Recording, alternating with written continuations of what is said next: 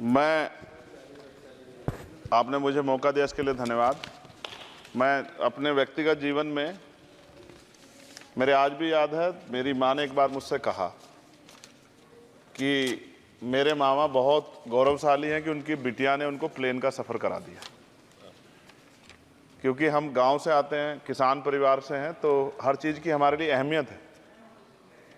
मैंने भी ये तय किया था कि मैं अपनी सैलरी से अपनी माँ को एक बार हवाई जहाज़ का सफ़र ज़रूर कराऊंगा। अब हालात ऐसी हैं, आप बेहतर जानते हैं, हमने देश भी जानता है, सब लोग जानते हैं कि गरीब आदमी हवाई जहाज़ में सफ़र नहीं कर सकता। प्रधानमंत्री जी तो कहा था बहुत दिन पहले कि चप्पल वाला जो है हवाई जहाज़ में सफ़र करेगा, लेकिन आज हालात ऐसे, किराया भाड़ा इतना बढ़ गया है, नीतियाँ हैं उसकी वजह से, कि गरीब आदमी सफ़र नहीं कर सकता है। गरीब आदमी तो ट्रेन में एसी के डब्बे में सफ़र नहीं कर सकता, इस तरह के हालात।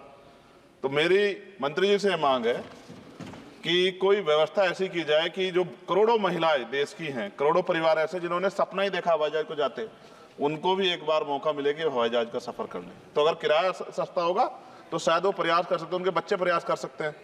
साथ साथ वायु यात्रा में सेफ्टी सिक्योरिटी का बहुत ज़्यादा ध्यान रखने की ज़रूरत है। कई बार हादसे हुए हैं, कई चीज़ों पर हमें गौर करना है। साथ साथ ज़्यादातर एयरपोर्ट जो है वो प्राइवेट हो गए, और प्राइवेट होने की वजह से कर्मचारियों का शोषण होता है। कर्मचारियों की, क्योंकि हमारे यहाँ बेरोजगारी बहुत है, तो कर्मचारियों को वहाँ काम करने में जो सैलरी मिलती है उसमें एक बार का टिकट भी नहीं आता कई जगह पे। तो मेरी आपसे ये आग्रह है कि जिन लोगों जो प्राइवेट हो गए वहाँ भी सैलरी कम से कम न्यूनतम वेतन इतना होना चाहिए 20,000 रुपये, कि वो अपने परिवार का भी और सफ़र भी वो कभी कर ले, ऐसा मौका भी उन्हें मिलना चाहिए। साथ साथ प्राइवेट होने की वजह से SC/ST OBC के बच्चों को जो नौकरी मिल जाती थी वो भी जीरो होगी। तो मेरी आपसे आग्रह है कि अगर प्राइवेट भी हो गया तो उनसे भी कहा जाए कि कमजोर वर्गों के लोग बच्चों को मौका दिया जाए। साथ साथ नगीना में जहां जिन्होंने मुझे चुन के भेजा, मैं उनका धन्यवाद करता हूं, उस क्षेत्र का, वहां एयरपोर्ट नहीं, और लंबे समय से उनकी ये मांग, वहां पायलट ट्रेनिंग स्कूल भी नहीं है, एरोस्टेस ट्रेनिंग स्कूल भी वहां खोलना चाहिए, क्योंकि ग्रामीण क्षेत्रों की प्रतिभाओं को नकारना नहीं चाहिए। साथ साथ मेरा जिला जो है सहारनपुर, वहां एयरपोर्ट पुराना है, वो डिफेंस का है, सरसावा में, लेकिन वहां से पैसेंजर जो है यात्रा के लिए कोई सुविधा नहीं। और साथ साथ एक जगह है छुटमलपुर, क्रांतिकारी जगह है, जहां हम पैदा हुए, क्रांतिकारी जगह है ही वो सर। तो वहां पे भी हवाई पट्टी की जो है स्थापना जो है सरकार को करानी चाहिए। हमारे लोगों को, छुटमलपुर के लोगों को बहुत अच्छा लगे और फायदा भी होगा, बहुत सारा जो है आसान हो जाएगा जनता के लिए। और सुबह से हम प्रयास कर रहे हैं सर कि हमें बोलने का मौका दिया। यहाँ छोटी पार्टियों के लिए थोड़ी समस्या है और 2.5 घंटे इंतजार का मौका मिल रहा है। मैं भाजपा के साथियों को याद दिलाना चाहता हूँ, एक समय था कि आप में भी 2 मेंबर ऑफ पार्लियामेंट थे। आज आपकी सरकार है, आपको तीसरी चौथी बार मौका मिला है। अगर हम लोग भी ज्ञान की कमी थोड़ी है किसी में, ऐसा तो रानी के पेट से ही राजा पैदा होता है या कोई माँ के पेट सीख के आता है। हम तो संघर्ष करके आए 15-15 साल। तो जब हमें मौका नहीं मिलेगा, अपनी बातें रख पाएंगे, तो हमारी बात कैसे पहुंचेगी। साथ साथ मेरा आपसे आग्रह है, ये मेरी मांग नहीं है, ये पंजाब के लोगों की मांग है। देश के प्रधानमंत्री जब कह के आए थे पंजाब में, कह के आए थे पंजाब में कि जब आदमपुर एयरपोर्ट का नाम जो है सतगुरु रविदास जी महाराज के नाम पे करने के लिए कह के आए थे प्राइम मिनिस्टर।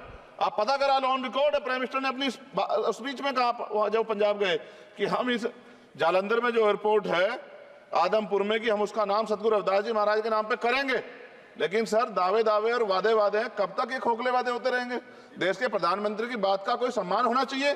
क्या सरकार, ये मंत्री जी नहीं सुनना चाहते, या फिर उन्होंने झूठा वादा कर लिया, इन पे भी ध्यान देना चाहिए। लेकिन साथ साथ मेरी मांग भी है, मैं पुनः इस बात को दोहराऊंगा सर, कि गरीब लोग, मैं गांव में जाता हूं, मीटिंगों में जाता हूं, पूछता हूं महिलाओं से, कभी हवाई जहाज सफर किया? मैं लाखों लोगों से मिल चुका, आज तक गरीबों ने हाथ नहीं उठाया सर कि उन्होंने हवाई जहाज का सफर किया, हेलीकॉप्टर का भी नहीं किया है। क्योंकि सर इस देश में आर्थिक गैर बराबरी बहुत बड़े पैमाने पे है। गरीब पैदा होता है, मर जाता, ना अच्छा इलाज मिलता, ना सुविधाएं मिलती, बस उसका जीवन है कि वो पैदा हो गया, ऐसा लगता है मजबूरी में पैदा हो गया, उसको पैदा ही नहीं होना चाहिए था। इस देश में कमजोर वर्गों के लोगों का भी सम्मान होना चाहिए, उनको अवसर मिलना चाहिए। सरकार की योजनाओं में गरीबों की हिस्सेदारी होनी चाहिए, इस बात का ध्यान जो है सरकार को रखना चाहिए। और अगर सरकार नहीं रखती है तो वो सरकार सर गरीबों की नहीं हो सकती है। नौजवान जो है मंत्री सरकार ने दिए हैं, और मुझे उम्मीद है कि एक नौजवान दूसरे नौजवान के दर्द को और गरीबों के दर्द को और ग्रामीण क्षेत्रों के दर्द को समझेगा। और मुझे भरोसा है आपके ऊपर, आपकी शैली के ऊपर, क्योंकि पिछली बार भी विषय उठा था। हम जाते हैं सब लोग कि आप इस बात को इस बार सफल करने में कामयाब हो जाएंगे। मेरी मंगल कामनाएं भी है कि कोई गरीब परिवार आपको प्रार्थना करे, दुआएं करे कि आपने उनको ये मौका दिया। वरना आदमी पैदा होता है भारत में और गरीबी में मर जा, हजारों साल चला। अब भी आजादी के 75 साल बाद भी अगर ये नहीं हो पा रहा है तो इस पे हमें गौर करना चाहिए कि क्यों नहीं हो पा रहा। कई सीनियर साथी हमारे यहाँ हैं, मैंने उनको प्लेन चलाते हुए देखा, मेंबर ऑफ पार्लियामेंट होते भी। मेरा विश्वास है कि अगर इधर से भी और इधर से भी सब लोग जनता के विषय में सोचेंगे तो जनता की जिंदगी आसान होगी, जो कि अभी नजर नहीं आती। और मैं फिर आपसे आग्रह करूंगा, आप चेक कराइए, SC ST OBC के बच्चों को वैसे ही नौकरी नहीं मिल रही है, और जब ये पूरा सेक्टर प्राइवेट हो जाएगा तो क्या रिजर्वेशन करेंगे हम लोग? क्या फायदा रिजर्वेशन का? जब SC ST OBC के बच्चों क्या रिजर्वेशन का फायदा? गाली तो खाते हैं इस नाम पे, लेकिन रिजर्वेशन ही कहां मिलेगा जब सब प्राइवेट हो जाए? प्राइवेट वाले कहां दे रहे हैं? तो उनको कहिए कि प्राइवेट सेक्टर में मैं विधेयक लेके आया, निजी विधेयक, कि प्राइवेट सेक्टर में SC ST OBC के बच्चों को मौका मिलना चाहिए। सुप्रीम कोर्ट का एक ऑर्डर, चर्चा हुई इसमें कि भाई क्रिमिलेयर होगी। कितने अरबपति बने आप लोग? कितने लोगों पे हवाई जहाज बताइए? SC ST के लोगों पे कितने लोगों पे हेलीकॉप्टर बताइए? आप कुछ नहीं है आपके पास आंकड़े। सब लोग मिलकर गरीबों को चलना चाहते हैं, ये गलत है सर। मैं आपका धन्यवाद करूंगा पुणे सर, और क्योंकि हम ही कोरम पूरा करते हैं सर, देख लीजिए आप, हम ही बैठे कोरम पूरा करते हैं। हमें विश्वास है अपने देश की पार्लियामेंट पे कि आज नहीं तो कल इस पार्लियामेंट से गरीबों के लिए कानून बनेंगे और गरीबों के लिए पॉलिसियां बनेंगी और गरीबों को भी सम्मान का जीवन मिलेगा, ऐसा हमें विश्वास है।